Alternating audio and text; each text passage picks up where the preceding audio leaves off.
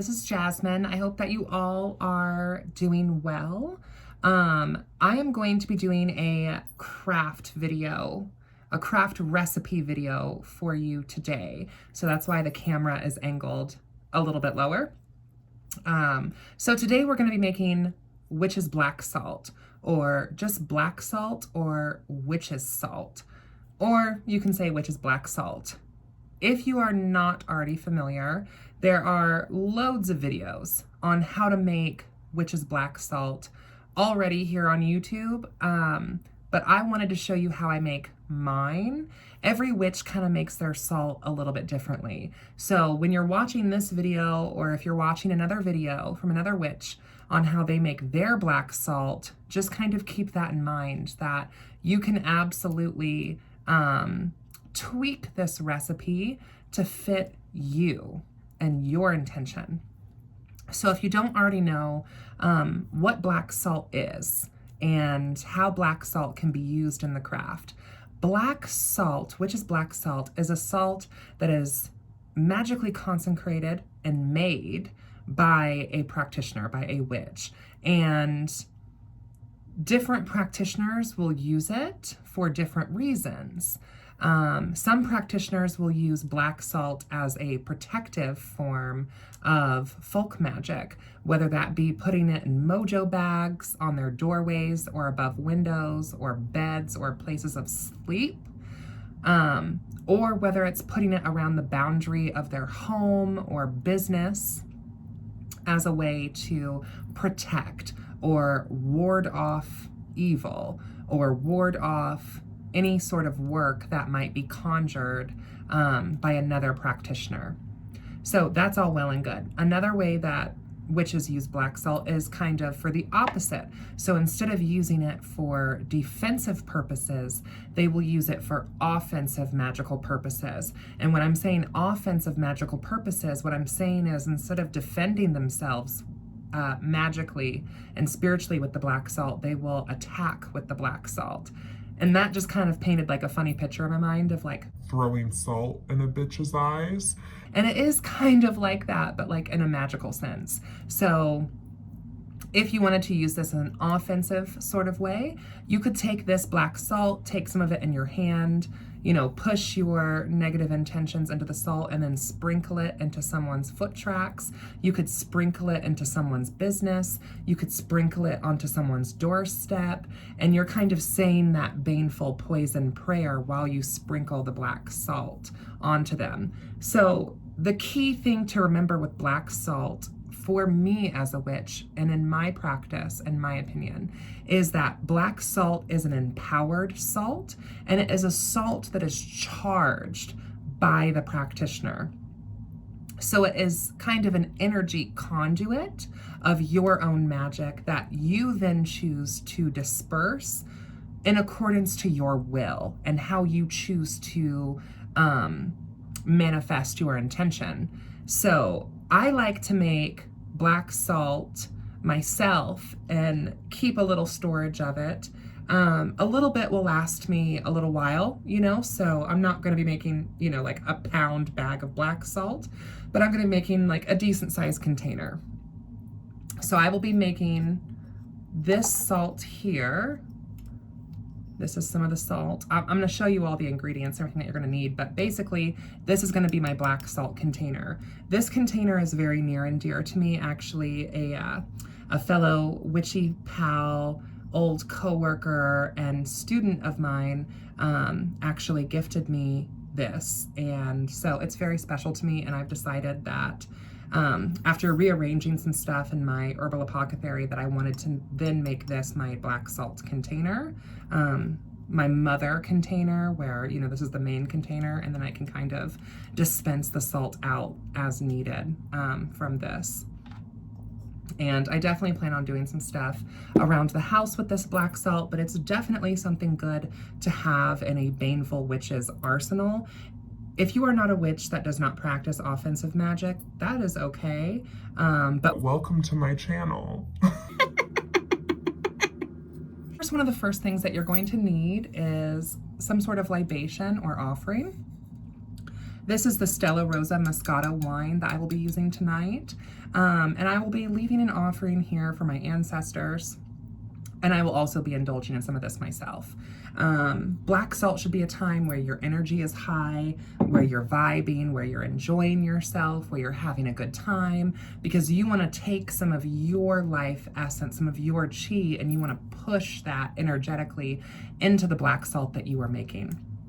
So without any further ado, because I've already rambled here going on like, I don't even know how long, but without any further ado, let's get right into the ingredients for what you are going to need. The first two things that I have here, I have one working candle. This is a beeswax candle that a friend gave me who I adore. So I like lighting the beeswax, that particular beeswax candle, because it kind of triggers some very nice memories with my friend.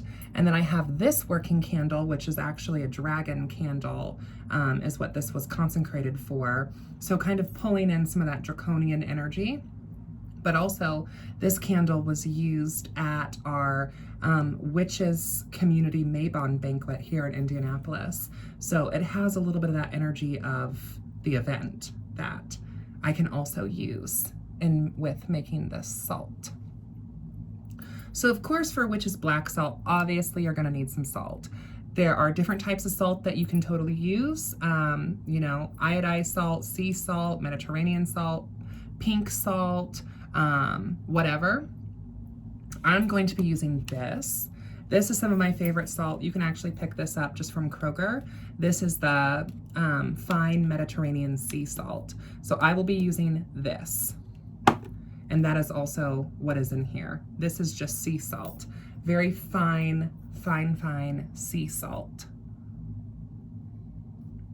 If you so choose, get a mojo bag of your choosing, if that's what you would like.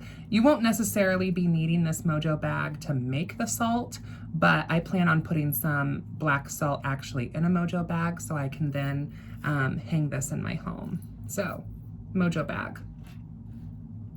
You're going to need a mortar and pestle.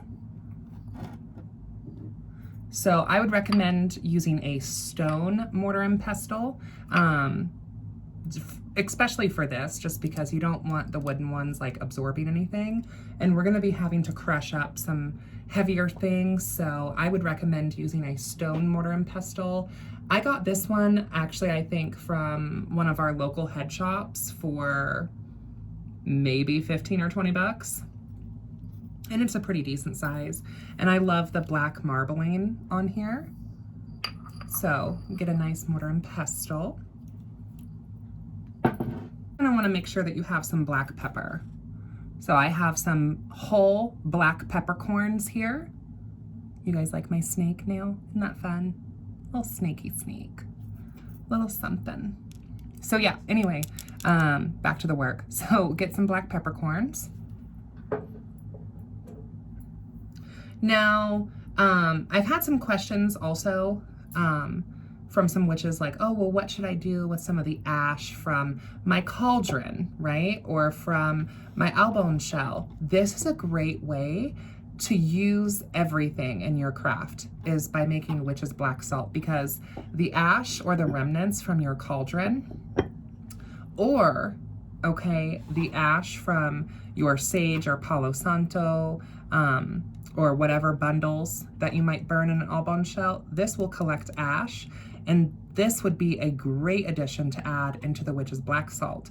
Now, I will say that if you are using ash from your cauldron, okay, any sort of spells or petitions that you have burned in here can affect the witch's black salt. And I like to keep my vibration and energy of my black salt just very intense and very pure, because I like to use it for multiple different intentions. So if you did, for example, maybe some sort of love petition and love spell inside of your cauldron, but you intend on using your black salt for more baneful purposes, like influencing a business to fail, then this is not what you should be doing. If you use your cauldron as a conduit for cleansing and it's just ash from that, then that would be fine. But just something to keep in mind, any spells that you do in your cauldron, any of the ash inside of there is going to influence the salt that you are creating. So of course you're also going to want to have a cauldron if that's how you want to do this. And then also, like, you can have your Palo Santo or your sage, and then you can also scrape the bottom of your all bone shell and add that into the salt as well. I also have one of my favorite crystals here. This is one of my working crystals. This is a beautiful chunk of labradorite. Labradorite is very much a stone associated with storms and the energy of storms, and that's something that's very sacred in my practice. It's also a very psychic protective stone, or a protective stone for psychics and clairvoyants, to guard them, to shroud them, to protect them, and also to enhance their gifts as well. I personally love labradorite. You can't really see it very well on camera, but this stone has so many beautiful prisms in it, and it's very easy to just get lost in the intrinicities of this stone. So I like to have this on the table when I'm working. Another thing that I like to have on the table, and this is not necessarily going into the salt, of course, but this is my taxidermied scorpion that, you know, really resonates with me. And when I look at it, it definitely triggers the scorpion energy within me to push it into my work. Kind of like that live stream I did. I don't know if you guys saw it or not, but I did a live stream which was basically all about medicine and poison, and the difference in that is the dosage. And that is exactly how I treat my black salt. My black salt can be used for malevolent or benevolent purposes, depending on my will as the witch who's conjured it. You're also going to want to have some charcoal. This is something that's going to be coloring the salt. So get some charcoal. And then another thing that I like to do when I'm working is using anointing oils. So you can use anointing oils to anoint objects, but especially since I'm doing energy work, I like to use anointing oils to anoint myself. So I'll rub my hands down with it. Oh, that just reminded me, I'm also wearing my labradorite ring.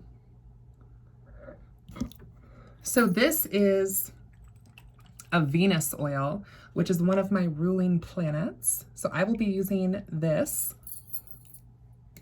So how I will do this is I will just take a little bit like this.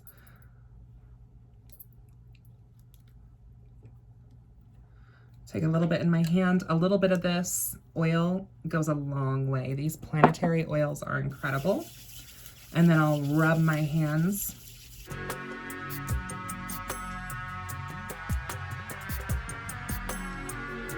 And then once we have that all well and good in there, the first thing that I'm going to do is I am going to take, I actually forgot to mention this, I apologize.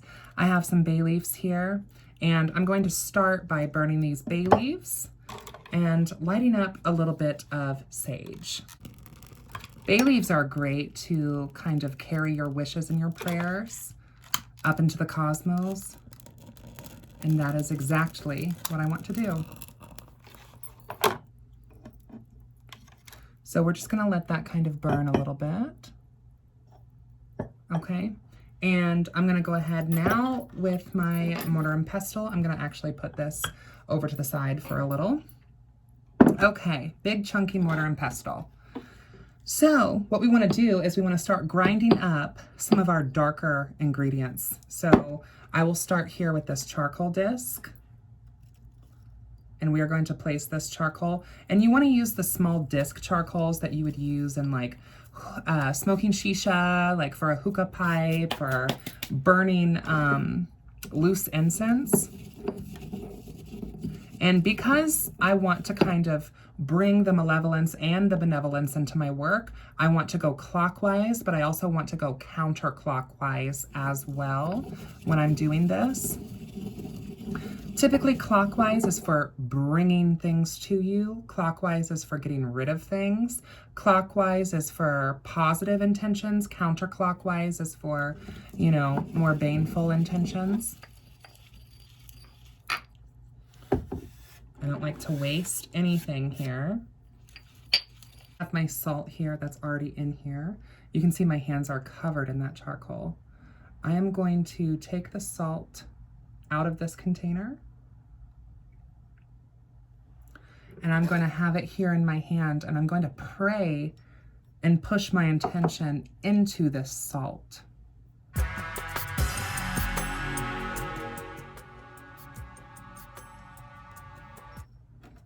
And then I will be putting it back into this container. I'm going to take some of that charcoal and plop it in here.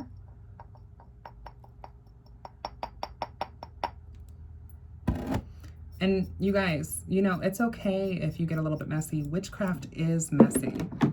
It just is, okay? So already you can see how dark this salt has gotten just by adding some charcoal in, but we are going to intensify this even more. So then take that black pepper that you had earlier and add some black peppercorns into your mortar and pestle, and go ahead and grind those up now.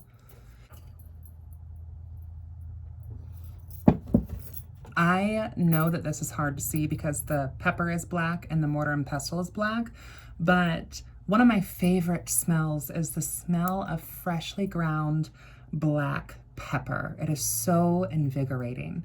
Now, black pepper, similar to black salt, can be used for positive or negative workings. Black salt can be very protective, and black salt can also be very vexing. So that is why I add it into my black salt.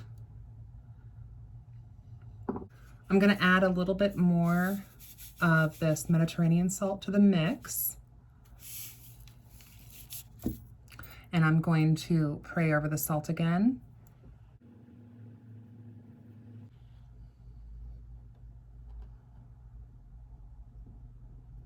Adding in a little bit more charcoal.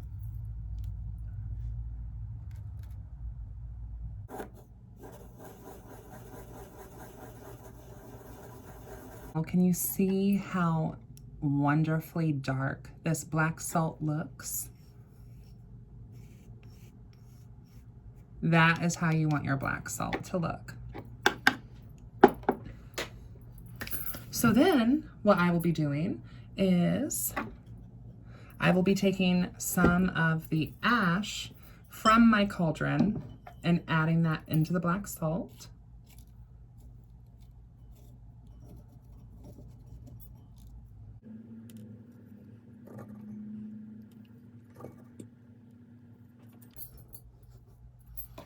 Light up a little bit more of this over the flames.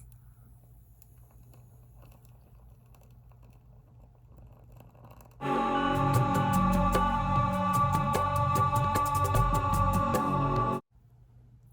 going to bless my salt over the cauldron.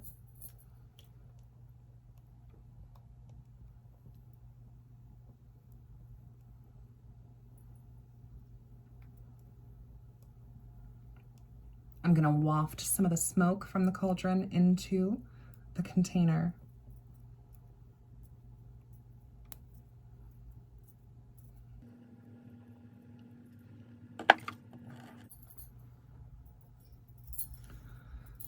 And I want to say, I think I actually got this cauldron probably about 4 years ago or so from Amazon, and it is cast iron. It came with a lid and a handle, and I think this only cost me maybe 16 bucks.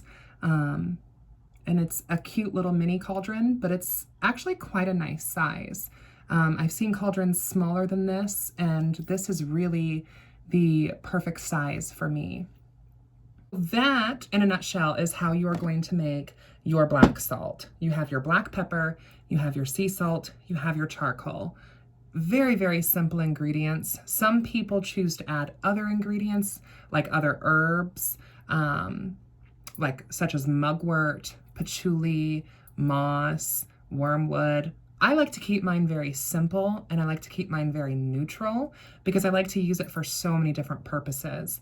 Some people might also add black cat hair into their salt.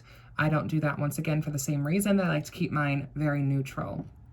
My black salt What I like to have it for is, like I said, positive and negative intentions and vibrations. Whether it be for medicine in the sense of protecting the boundary, keeping things sacred and shrouded and protecting me and mine, or whether it be poison and going after those who wish to do me or mine harm, which is also another form of protection. So that's why I keep mine so neutral. So once you have your ash, your charcoal, and your salt all mixed together, then you're going to leave this by some candles of power that have intention for you. So like I showed you my dragon candle earlier, I showed you the beeswax candles that my friend gave me, who I love dearly. We are going to be using these along with a white, plain white novena for positive intentions. And you can see how clear this glass is burning. So very, very much good intentions, good vibes. And I will be leaving this with these candles to burn for likely several hours, and then I will allow this to charge on my working altar for probably about a moon phase before I actually do anything with it. So some things, once again, like I said, the mojo bag, you can place some of the black salt inside of the bag. You could hang this above doorways or on doorknobs or over windows or tucked up inside the windowsill if you don't necessarily want people to see it. You can also put these under beds, or you can tie it up underneath the bed frame to aid in astral protection as well. Protection, not projection. And then, like I said, this also aids you if other witches are working against you, or if people, even just non-witches, non-magical folk, might be sending negativity your way. It kind of protects you from the evil eye is what the black salt is for. It repels evil, it repels evil spirits. It's great in exorcisms. But you're also, like I said, you can also use this for more baneful purposes. You can sprinkle it down someone's driveway, on their doorstep, in their home, in front of their business, and you can bring evil spirits or misfortune or misery to them with the black salt. And like I said, you can bring misfortune or misery to them with the black salt. So this is how I will be storing mine. Like I said, it'll be sitting on my working altar for probably at least a full moon phase before I really do much with it. I hope that you guys have enjoyed this. I wanted to share this recipe with you guys because I've seen so many different recipes of this here on YouTube. If you look up black salt, witch's black salt, whatever, you will come across so many different kind of recipes. And I think that's really cool because it shows the variance from practitioner to practitioner and what practitioners choose to add or what steps they leave out or what they choose to indulge in or what makes it sacred and special to them, because every witch's black salt likely is going to be a little bit different because every witch is different and their energy is going to be different. And this is just how I do mine. So feel free to take this recipe and use it yourself, or you can tweak, add, or subtract to it as you see fit. Until next time, blessed be.